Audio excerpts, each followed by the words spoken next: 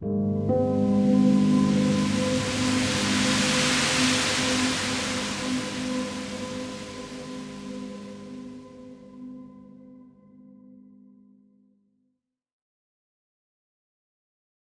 afternoon, everybody. Thanks for joining this month's edition of Grand Rounds video lecture series.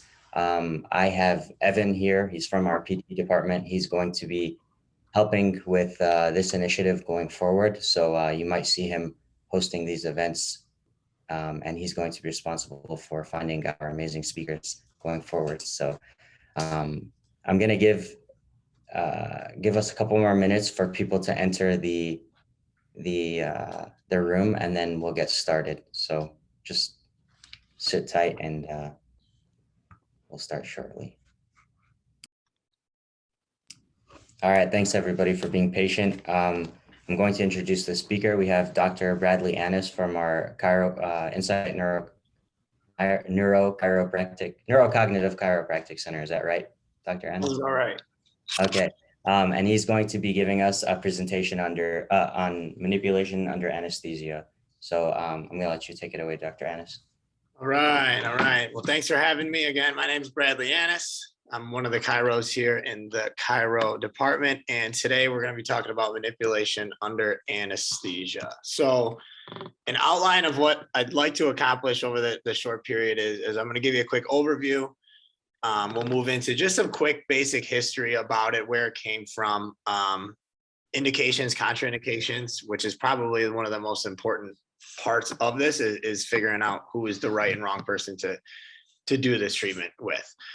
Considerations to think that the considerations is more the gray area, that people that may not be a perfect candidate and they're also not a candidate. So that's there's some cool considerations to think about that I'll bring up too. We're also going to talk about just the treatment and as far as what it is, what it isn't, what to do after the procedure, which is sometimes neglected as far as a rehab protocol, and the future, what we can do in the future, how this can be applied moving forward, and other areas of medicine that this can be applied. So that's a quick overview. So we'll jump right into what exactly this is. So obviously this is wordy, but the definition that they give us in the seminars: the art, science, and practice of the restoration of normal function of bones, joints, muscles, tendons, and ligaments. And normal function is bolded because we're not trying to do anything that the patient isn't capable of having. So we want to get them back to what their normal is. And the second bullet is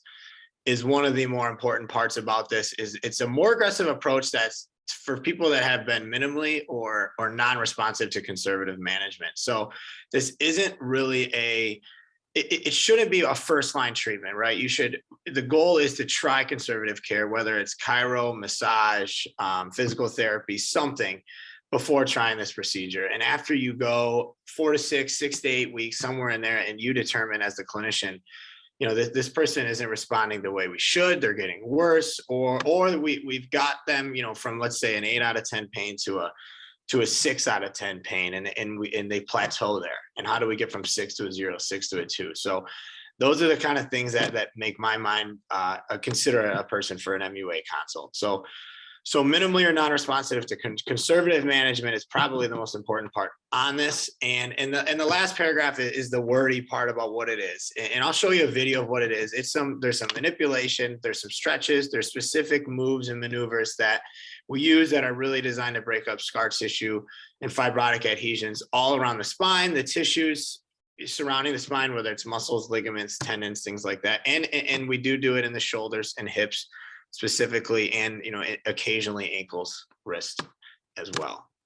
The objective, so that's what it is. And what are we trying to do? At the end of the day, we're trying to relieve a patient's pain and disability. We're trying to get them back to how they were pre-injury state without the use of surgery. So we want to restore the integrity of the musculoskeletal system. So quick history on it, the boring stuff. The main part of this slide is for you to realize that it's not new, right? So it's been traced back to the 1930s, and I outlined a few studies. I think this 1955 study here was the first study that really dove into it, and you can see they got pretty good pretty good recovery rates there. So again, I listed some of these are some of the more popular journals that it's been in. And highlighted here too. There are dozens. I can give you as many as you'd like if you are interested. And it's been in the chiropractic profession since the early 80s. So back in the 30s, 40s, 50s, it was really osteopaths who championed this. Osteopathic manipulation was a lot more popular back then. Now I think a lot of DOs and osteopaths choose to go into different specialties. So that's why chiropractic kind of picked up on it in the 80s. And I think that's part of why it's maybe not as popular as it is today. I think some people think that this is a new treatment where it's really not new. The reason I think it's not as popular, I think it's twofold. I think one, it is because osteopaths kind of championed it in the beginning, and now that they've kind of got away from the manipulation, and chiro started to obviously master manipulation as well. And the other thing is it's a pretty unique treatment, and where a lot of chiropractors work with the medical model, with neurosurgeons or orthopedic surgeons and whoever else may be doing it, where the multidisciplinary and interconnected practice is rare among chiros. So that's why I think it's not as popular as it should be. So I'm fortunate enough to be in a multidisciplinary setting where we have access to this. So that's one of the topics for moving forward in the future, is how do we get integrated? So how does it work? I'd be lying if I said there's a one answer for this. I think it's a little bit of all of what's on this slide. So what are we doing? We're altering fibrotic adhesions one way or another. If there's deep-rooted scar tissue in any of these muscles or joint capsules, we're affecting that through manipulation, more so than you would when a patient is more conscious, because when they're conscious, we're fighting through muscle tone, through spasm, through anxiety, through hesitancy with treatment. So when you're asleep, we don't have any of that. So we're able to modify scar tissue adhesions a little bit more effectively than we would if they're awake. Synovial folds is a cool part of research nowadays that some people are researching, and some of the results some people are attributing to these little folds that kind of peel back from the articular capsule surrounding the joint. Those synovial folds get stuck in the joint, and they can really be a cause of articular pain. I think that's why sometimes manipulation can be as effective as it is. And that's why chiropractors are a lot of people's first choice for a lot of different types of treatment. And a little bit more neurological approach to how this works is the Golgi tendon organ. The Golgi tendon organ at a basic level are these small organs in our muscles that control our muscle length and muscle tone.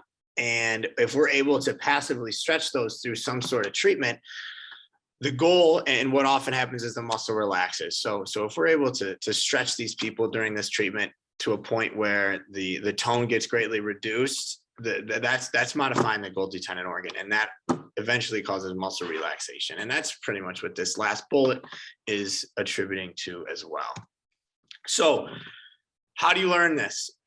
It's most of the classes right now. Dr. Gordon is kind of spearheading this treatment right now. It's Wednesday to Sundays. They do classes all across the United States.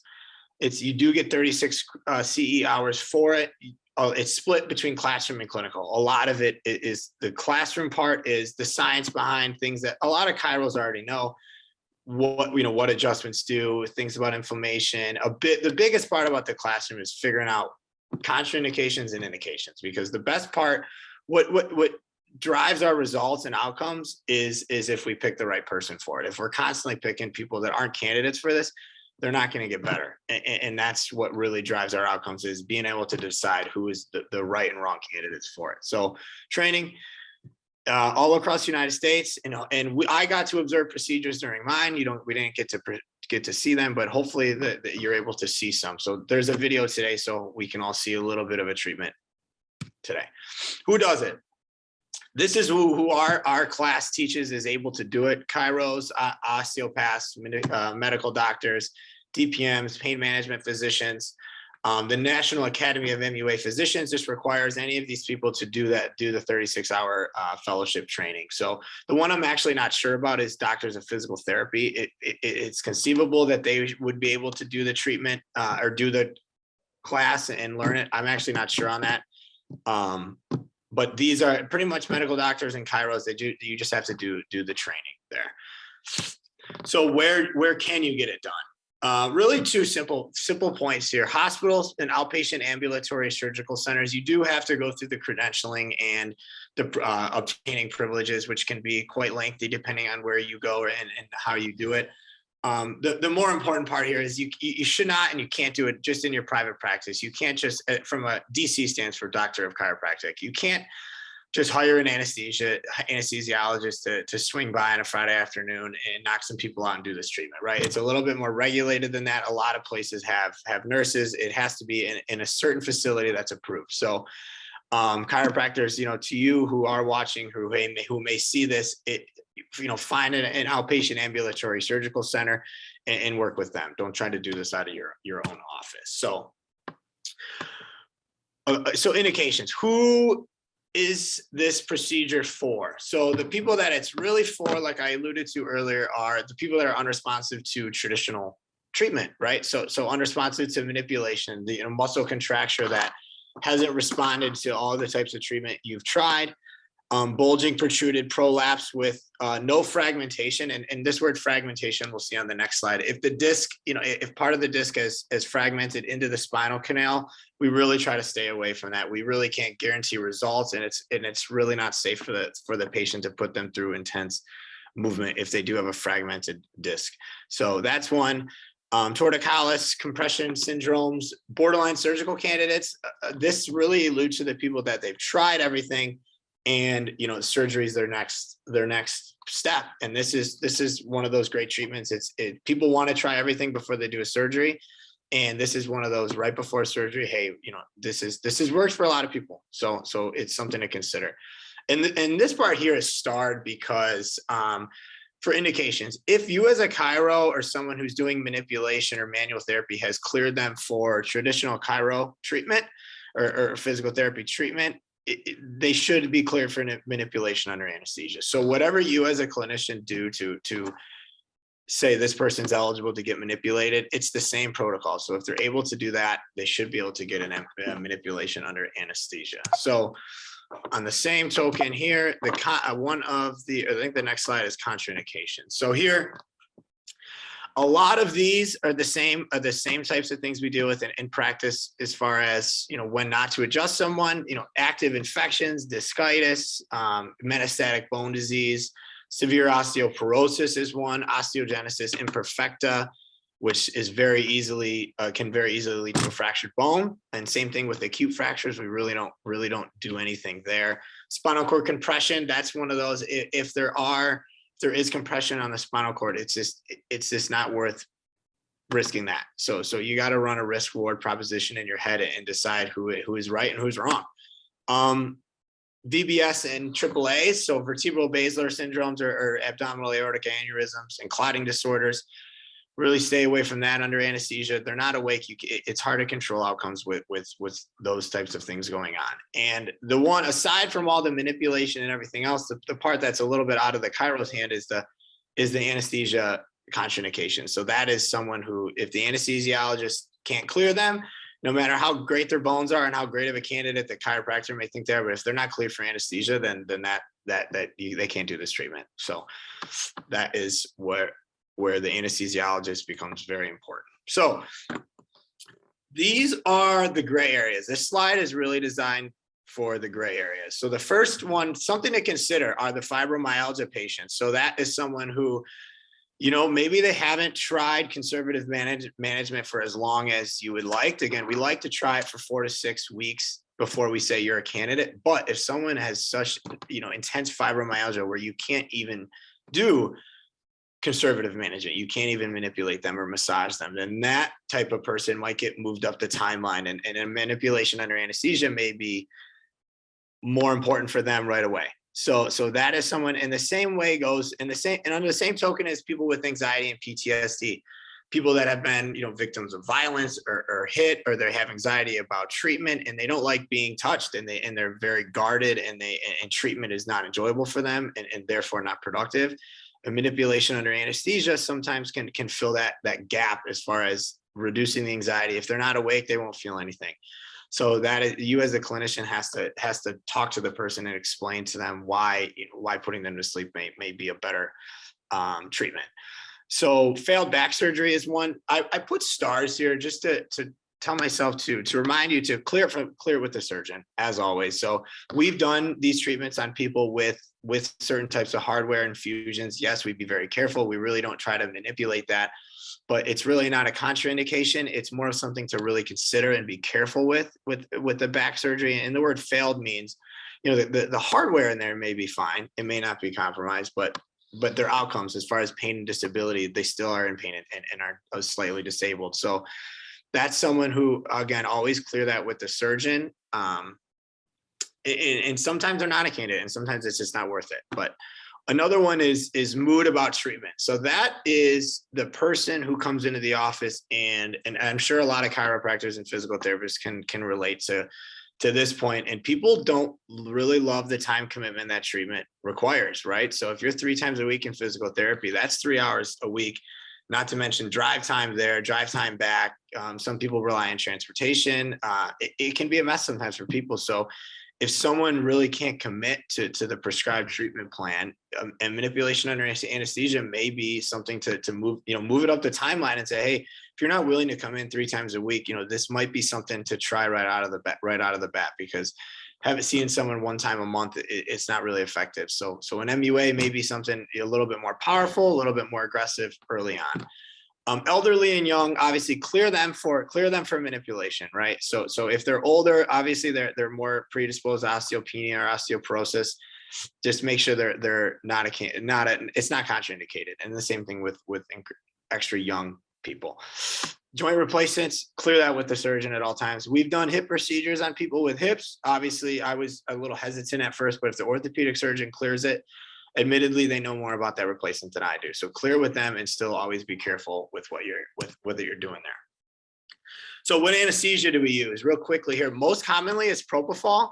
During the procedure, it's most commonly Propofol. Our office here, we tend to get better results when we use a little bit of Versed, as well as the Propofol. Propofol is great. It's a short acting. It has a short metabolic life, and it really does relax people well. But Versed seems to just take that to the next level and really ease people during the treatment, because they may be relatively under anesthesia and sleeping during the treatment, but if there's not enough given, they start to fight you through the treatment, and Versed seems to really do a trick when mixed with Propofol. So again, make sure they're cleared, but Propofol and Versed are the 2 most common there. Billing and reimbursement. Admittedly, this is not my specialty, but the main point here is most insurances do cover it. There is facility fees and procedure fees when billing it out. There are specific CPT codes, and that's started because a lot of insurance companies, including Blue Cross, consider this experimental, right? And something that has a CPT code is clearly something that's a treatment that's been developed and studied and implemented. So there are specific codes. Some insurance companies think this is experimental. It's up to you. You can try to fight the companies and produce research and outcomes and things like that. And I don't know too much about that, but they do seem receptive at some point. So Blue Cross and Blue Care Network, I do know, fight us a little bit with spine, but they do cover other areas. Do not try to read all this. This is just what we do during the procedure. You can see how it flows from the cervical spine down to the thoracic spine. It looks like there's about 10 cervical moves, a couple thoracic moves, and then the full ladder part of this is what we do for the lumbar spine. There are shoulder protocols. There are hip protocols and pelvic protocols, but this is a quick full spine protocol here. And it takes 2 doctors, and you'll see during the video, I believe is on the next slide, what it looks like and what the other doctor's role is. The other doctor's role seems to be more stabilizing during times, producing counterforce. And you'll see that. I think this next slide is my video that I hope plays here. So we're going to play a few minutes of this just so you see this. I'm sure you guys want to hear me talk. This is a little bit more beneficial to actually see what I'm talking about here. So we're going to kind of just fast forward it here. This is the first move of the lumbar move, and you can see how much more range of motion that you get there. So this is double speed, so we can see more faster. And the other doc, while we're doing certain stretches, we use a ball now to save our hands. This can be pretty exhausting in our hands. So, and during it, if you're doing a treatment and you feel the patient start to fight you a little bit, like they're coming awake a little bit, that's where the anesthesiologist will jump in and administer a little bit more anesthesia there. So we're still working through the pelvis here. This is all lumbar moves. I'll let you guys watch this and sub talking. So this is one of the pelvic moves, and we strip the muscles while we're doing it. And you can all imagine how bad that would likely hurt if you are awake. So we're able to really get in there and strip the muscles pretty good there. So this is hip traction. And you see Dr. Rampasad here stabilizing the patient. We'll see.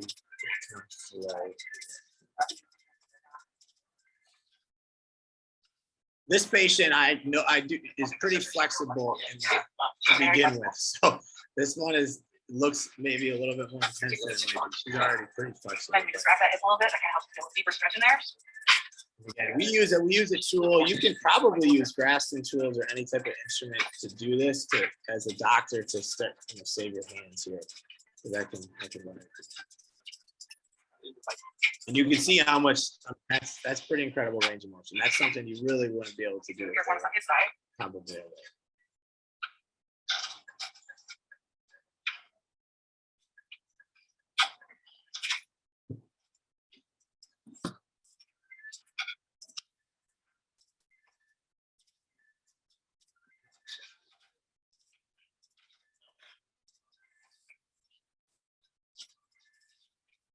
So some surgical centers will have another nurse in the room.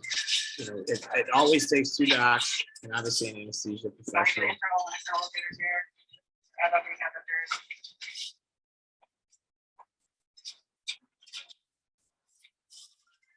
What I'm doing here, I'm just kind of helping brace the patient, kind of keep her still. Nobody gets hurt.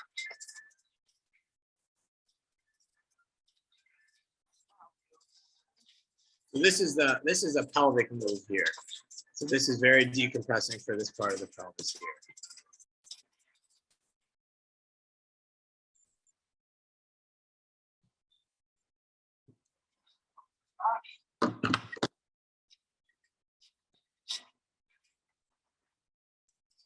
This is why it always takes two people. You've got to stabilize the patient.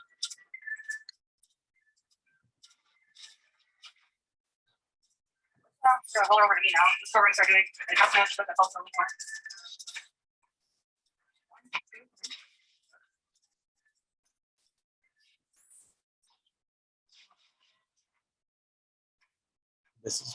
This is part of the manipulation here.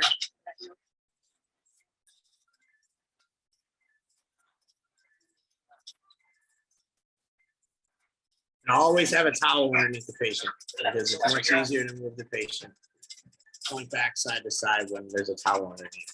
It's very hard to move a dead weight.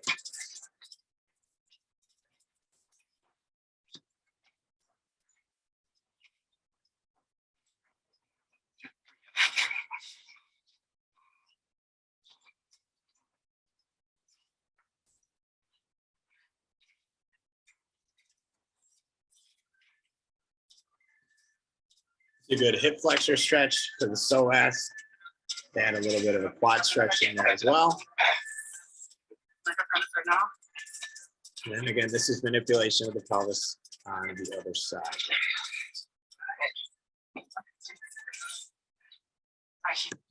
All right. Well, there's a quick rundown. Obviously, it was fast speed, but that is available on YouTube if you do want to see the full video here. So what to do after?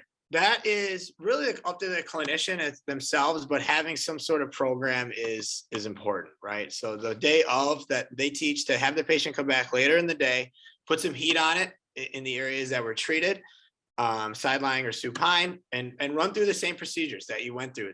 And the things that you just saw in the video, you can do some of the same procedures. If they're sore, obviously tone it back and then ice it after that. That's how they teach it. Again, create your own protocol, but have a protocol is really the goal here. So we like to see them pretty frequently moving forward, 2 times a week for the first 2 weeks. And then you add more of a formal rehab for 4 weeks where you strengthen it and you try to fix what was wrong in the first place. So you want to return them to pre-injury status to prevent future injury. So MUJA, this is probably one of the cooler parts about this, maybe one of the more innovative and not known about parts of this. It's the manipulation under anesthesia with joint injections at the same time. So I don't know why MUJA is the way they did that, but it's manipulation under anesthesia with joint injections simultaneously.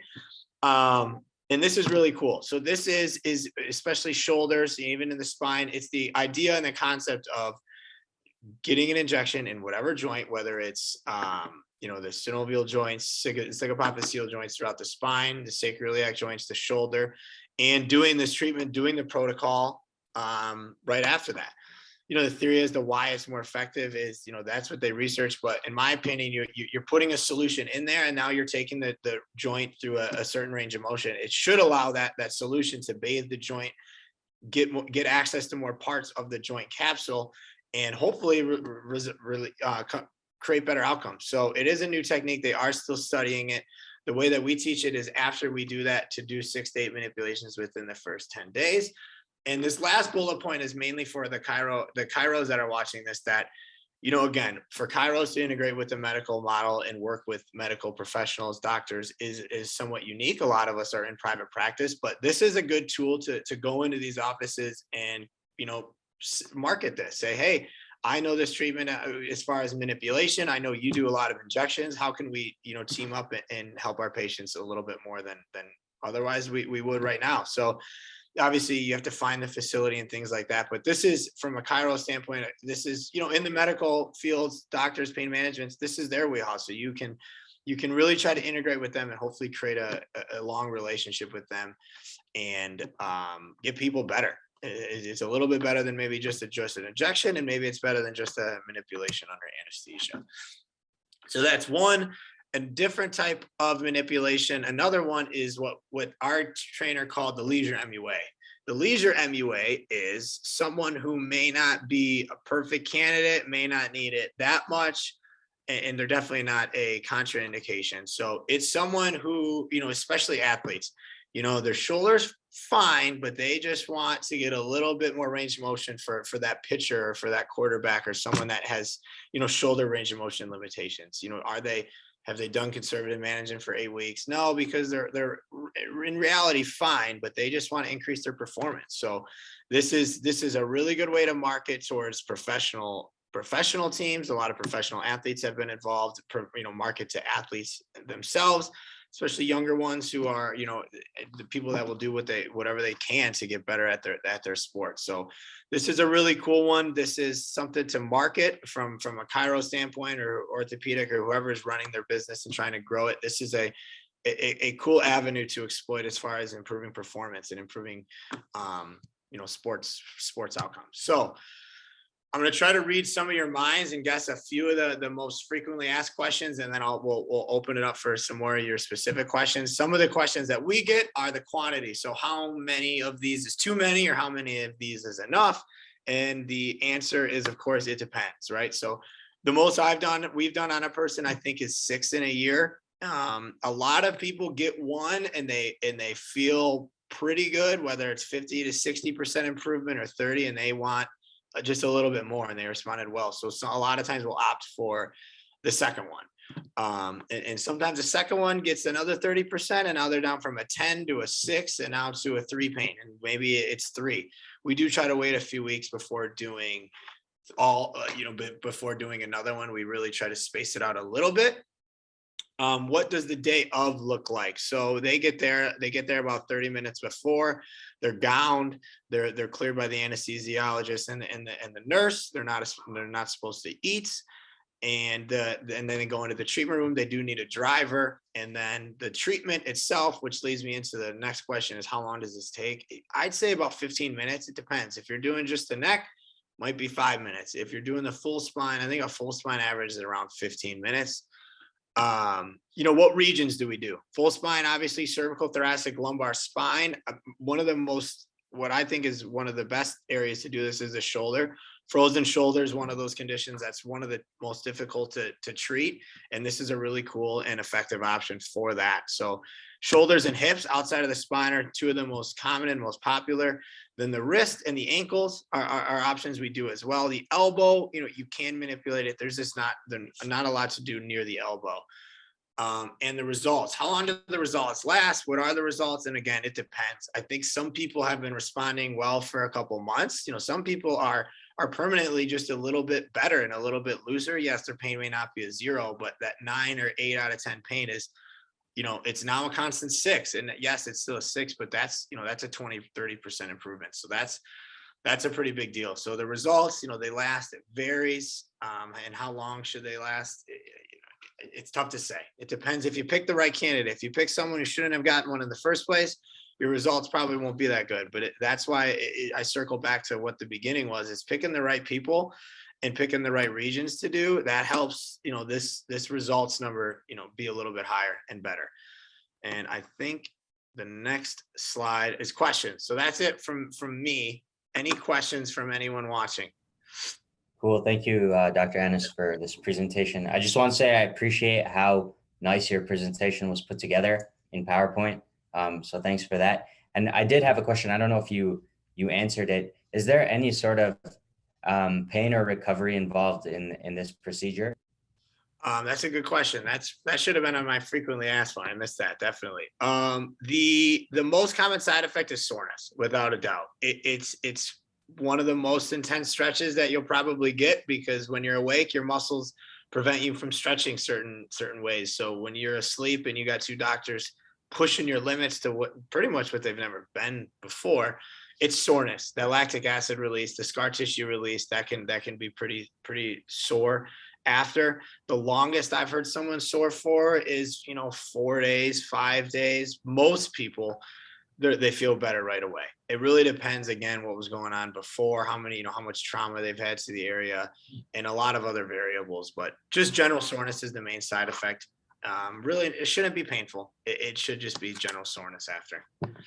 Okay, thanks for answering that. And then to anybody viewing, I've allowed you to unmute your mics. So if you have any questions, please unmute your mics, or if you don't feel comfortable speaking, just type your question in the chat box and we will have Dr. Ennis answer your questions. Evan, do you have any questions? Yeah, I do have one. You mentioned that commonly this will be like farther down the road, you'll try some sort of treatment first beforehand. Mm-hmm. Do you have anybody that you'll have them maybe do physical therapy and get this procedure done while in the middle of a schedule? Yeah, I'd say actually a lot of the people we've done recently are doing both simultaneously. It's not one or the other. And a lot of times what happens is what we do in the operating room with the manipulation helps what they do in therapy, right? So if during therapy, there's been a barrier with pain or hesitancy or just range of motion, and you get the MUA, then the next few PT sessions, I mean, a lot of times what happens is they feel more mobile and they're able to get more out of their treatment. If you go, a lot of people have pain, obviously, and soreness during physical therapy, and then they come out of the MUA feeling better. They should be able to show up to physical therapy feeling a lot better and able to do a lot more. So definitely do both. Physical therapy is really important, especially after during the post-treatment rehab, for sure. Awesome. Thank you. Yeah. I'll just give a couple more seconds for anybody else. Come on, guys.